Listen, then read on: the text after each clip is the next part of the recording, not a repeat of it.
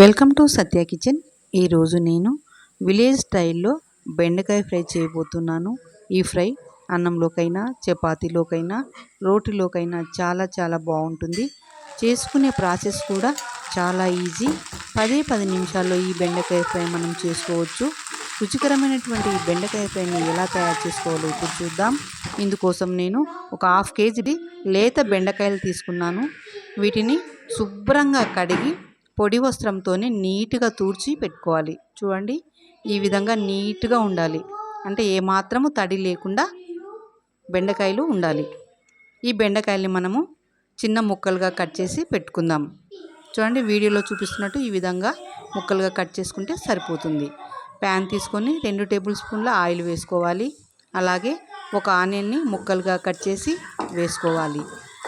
Onion కొద్దిగా ఉల్లి ముక్కలు కొద్దిగా వేగిన తర్వాత 2 పచ్చిమిర్చిని ముక్కలుగా చీల్చి వేసుకోవాలి. చూడండి, ఈ విధంగా నిలువుగా చీల్చి వేసుకోవాలి. అలాగే కొద్దిగా కరివేపాకు కూడా వేసుకొని ఎర్రగా వేయించుకోవాలి. ఎర్రగా వేగిన తర్వాత ఇప్పుడు కొద్దిగా పసుపు వేసుకుందాము. చూడండి, కలర్ మారుతూ ఉన్నాయి ఆనియన్స్. పసుపు వేసుకొని ఈ పసుపు కూడా ఆయిల్లో వేయించుకోవాలి. ఫ్రెండ్స్, మొదటిసారి నా ఛానల్ చూస్తున్నట్లయితే ప్లీజ్ సబ్స్క్రైబ్ చేసుకోండి. తాలింపు బాగా వేగింది. ఇప్పుడు కట్ చేసుకున్నటువంటి బెండకాయ ముక్కల్ని తాలింపులో వేసుకోవాలి. బెండకాయకి తాలింపు బాగా పట్టేటట్లు కిందికి పైకి ఈ విధంగా కలుపుకోవాలి. త్వరగా అయిపోతుందండి వంట అయితే. Simple process.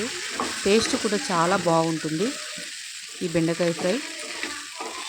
చూడండి, తాలింపు అంతా కూడా బాగా బెండకాయకి ఈ విధంగా పట్టాలి.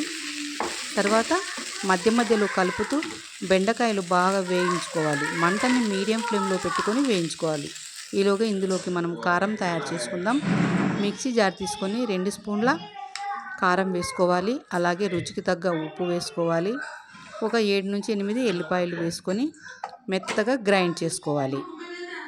చూడండి, ఈ విధంగా గ్రైండ్ చేసుకుంటే సరిపోతుంది.